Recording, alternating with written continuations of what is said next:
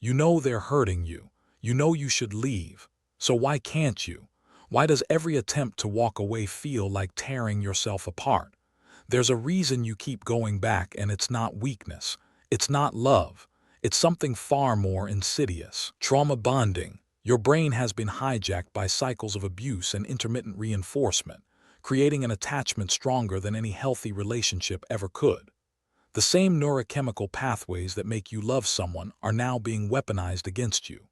In the next few minutes, you'll understand exactly how this happens, how trauma creates bonds that feel unbreakable, why your body betrays you when you try to leave, and most importantly, how to finally break free. As the renowned psychologist Patrick Carnes, who first identified this phenomenon, observed, trauma bonds are formed in the presence of danger, shame, or exploitation. This is the psychology that explains why you feel so trapped. The trap.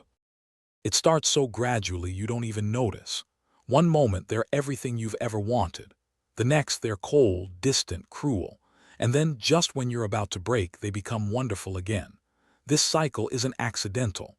It's the foundation of trauma bonding.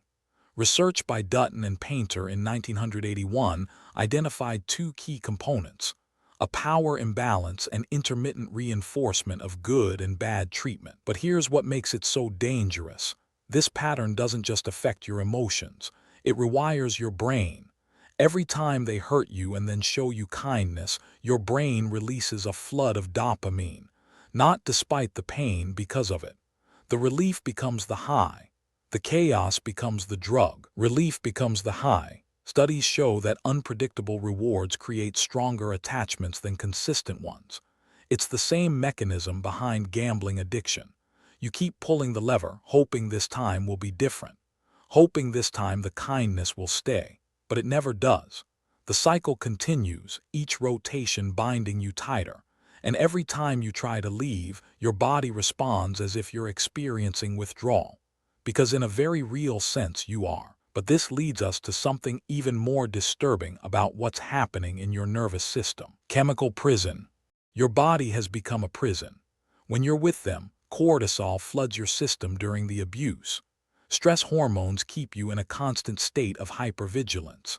Then comes the honeymoon phase, and suddenly dopamine and oxytocin rush in like a reward for surviving. This creates what neuroscientist Dr. Bessel van der Kolk calls a biochemical roller coaster. The body keeps the score. Your nervous system has been conditioned to associate this person with both threat and relief. The same person who wounds you is the same person who soothes you. And here's the cruel irony. When you try to leave, your body experiences genuine withdrawal symptoms: anxiety, depression, physical pain. Your brain screams that something is wrong, that you need to go back. Studies on abuse survivors show elevated cortisol levels even months after leaving. The trauma lives in the body, not just the mind. Trauma lives in the body. This is why logical arguments don't work. Your friends tell you to just leave. They don't understand that your entire nervous system has been reprogrammed to need this person, not want them, need them. Like air, like water, like survival itself. And what makes this even harder is how your own identity becomes entangled with theirs. Lost self. Who were you before this relationship? Can you even remember? One of the most devastating effects of trauma bonding is identity erosion. Over time, your sense of self becomes completely entangled with your abuser. You start seeing yourself through their eyes. Their criticisms become your inner voice. Their approval becomes your only source of validation. This is strategic. Abusive partners often isolate you from friends and family, making themselves your entire world. They create a reality where their perception is the only truth that matters. Psychologist Judith Herman writes extensively about this in her groundbreaking work on trauma. Captivity creates a bond between victim and perpetrator. This bond feels like love because we've never been taught the difference. In childhood, many of us learn that love comes with conditions, that we must earn affection by being perfect, by walking on eggshells, by anticipating someone else's needs before our own. Love with conditions. If chaos felt normal growing up, chaos will feel like home now. Your nervous system recognizes something familiar in this person. Not because they are good for you, but because pain became your native language. And this brings us to why leaving feels so impossible. Leaving fear. Every time you think about leaving, terror grips you. Not just fear of what they might do, but fear of who you'll be without them. This is called identity enmeshment, and it's one of the most powerful chains keeping you trapped. You've spent so long adapting to their moods, managing their emotions, predicting their behavior, that you've forgotten how to exist independently. Who am I without them? The thought of freedom feels like standing at the edge of an abyss. At least in the chaos, you know what to expect. The pain is familiar. The outside world feels vast and terrifying. Research on domestic abuse survivors shows that leaving attempts typically happen 7 times before a successful exit. 7 times. Each time feels like failure. Each return feels like proof that you can't survive without them. But it's not failure. It's your nervous system fighting for what it perceives as survival. Your brain genuinely believes you need this person to live. And they know this. They've spent months or years conditioning you to believe it. As the philosopher Seneca once said, in words that apply perfectly to this prison, it is not that we have a short time to live, but that we waste a lot of it. Every day you stay is another day lost. But understanding the mechanism is the first step to dismantling it. And speaking of understanding, let's look at why you were vulnerable to this in the first place. Early wounds. Trauma bonding rarely happens in a vacuum. It finds fertile ground in wounds that were planted long before this relationship began. Attachment theory, developed by John Bowlby, reveals that our earliest relationships create templates for all future connections. If your caregivers were inconsistent, loving one moment, cold or abusive the next, your nervous system learned that love and pain are inseparable. What is not repaired is repeated. Children don't have the luxury of choosing their caregivers. They must attach to survive, even if that attachment is to someone who hurts them. This creates what psychologists call an insecure attachment style, anxious or avoidant patterns that follow us into adulthood. Childhood wounds shape adult bonds. When someone with these early wounds meets an abuser, something feels strangely familiar. The unpredictability, the walking on eggshells, the desperate longing for approval. It's not conscious, your body simply recognizes this pattern. It feels like intensity. It feels like passion. It feels like coming home. But you're not coming home, you're repeating a trauma that was never resolved. The good news is that attachment patterns can be changed. But first, you need to recognize the specific manipulation tactics being used against you. The tactics. Understanding the playbook is essential. Trauma bonds don't form by accident. They're created through specific, often deliberate manipulation tactics.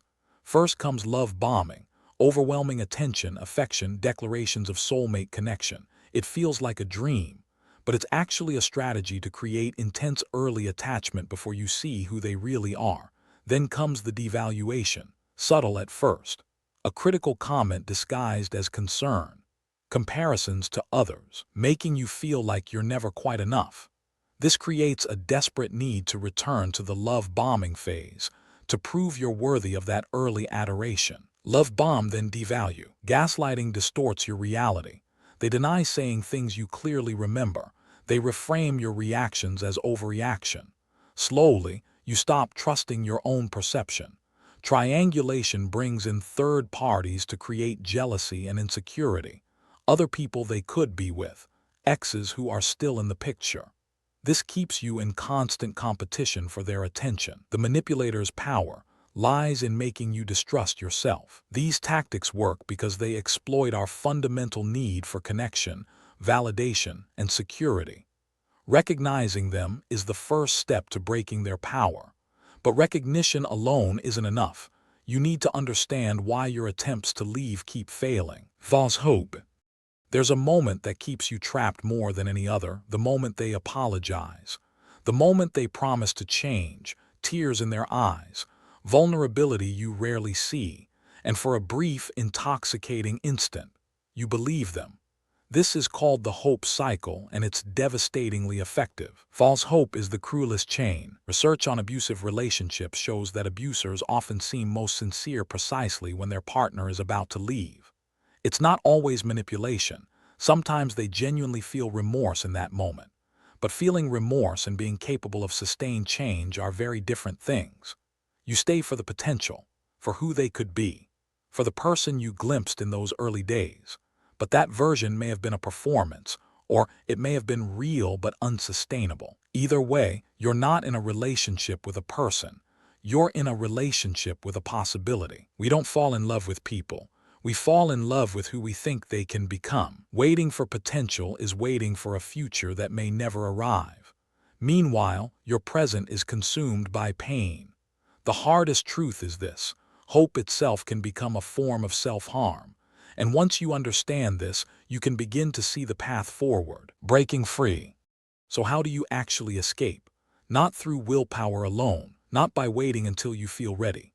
Breaking a trauma bond requires strategy, support, and compassionate understanding of your own neurobiology. First, radical honesty. Write down what actually happens in this relationship, the specific incidents, the patterns. When the good moments come, look at that document. Your brain will try to minimize the abuse during honeymoon phases. Don't let it. Write the truth down. Second, expand your world. Reconnect with friends and family, even if shame makes it difficult. Your abuser's power relies on being your only source of connection. Break that monopoly. Third, no contact. This isn't punishment, it's neurological necessity. Every interaction reactivates the trauma bond. Your brain needs time without the drug to begin rewiring. Research shows that 30 days of no contact significantly reduces the intensity of attachment. The only way to heal from trauma bonding is distance and time. Fourth, therapy, specifically trauma-informed therapy. EMDR, somatic experiencing, or work with someone who understands abuse dynamics. You can't think your way out of what's stored in your body. Fifth, expect grief. You're not just losing a person, you're losing a hope, an identity, a version of reality. Grief is healthy.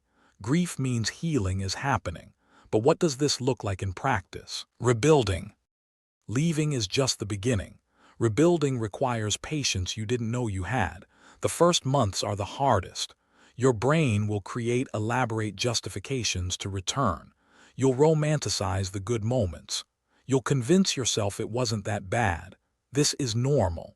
This is withdrawal. Expect it, but don't believe it. Withdrawal lies to you. Start relearning who you are without them. What do you actually like?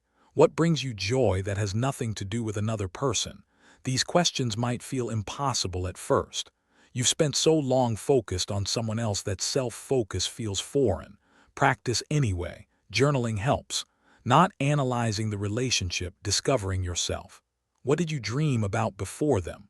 What did you value? Healing is not about becoming a new person, but becoming the person you always were. Establish safety in your nervous system. Regular sleep, movement, breathing practices. Your body has been in fight or flight for so long it's forgotten what peace feels like. Teach it again gently. Surround yourself with relationships that are boring in the best way. Consistent, predictable, drama-free.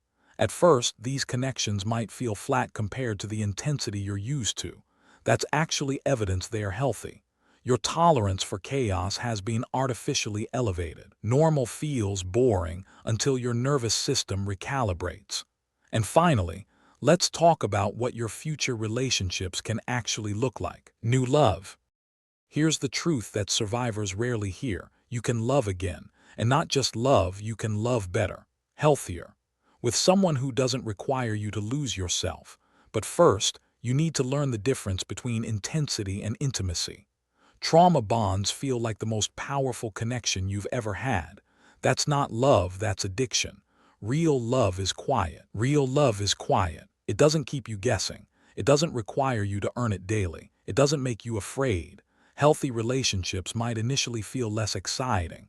That's because your nervous system is calibrated for chaos. Give yourself time to recalibrate. What once felt boring will start to feel safe. What once felt safe will start to feel like home. Watch for patterns in future partners. Anyone who moves too fast. Anyone who seems too perfect too soon. Anyone who tests your boundaries to see how much you'll accept. Trust develops slowly in healthy relationships. There's no rush. Where there is no trust, there can be no intimacy. The work you do now, understanding your attachment patterns, healing old wounds, learning to recognize manipulation. This work doesn't just free you from one bad relationship. It transforms every relationship you'll ever have. The pain you've experienced can become your teacher, not because it was meant to happen, but because you can choose to let it show you what you truly deserve. Trauma bonding is not a character flaw. It's not weakness. It's not proof that you deserve abuse. It's a neurobiological response to specific conditions, conditions that exploit our deepest need for connection and safety. Understanding is the first step toward healing. Now you understand. You understand the chemical prison, the manipulation tactics, the childhood wounds that made you vulnerable, the false hope that keeps you trapped. This knowledge is power. Every person who watches this video and recognizes their own situation is one step closer to freedom. You deserve peace. You deserve a love that doesn't hurt. You deserve relationships that add to your life instead of consuming it. And you are absolutely capable of building that future. It starts with one decision, one moment of choosing yourself, one step toward the door. The chains that feel unbreakable are only unbreakable as long as you don't understand them. Now you do. Welcome to the Psyche Project. If this gave you something to think about, subscribe for more. Understanding yourself is the work of a lifetime. See you in the next video.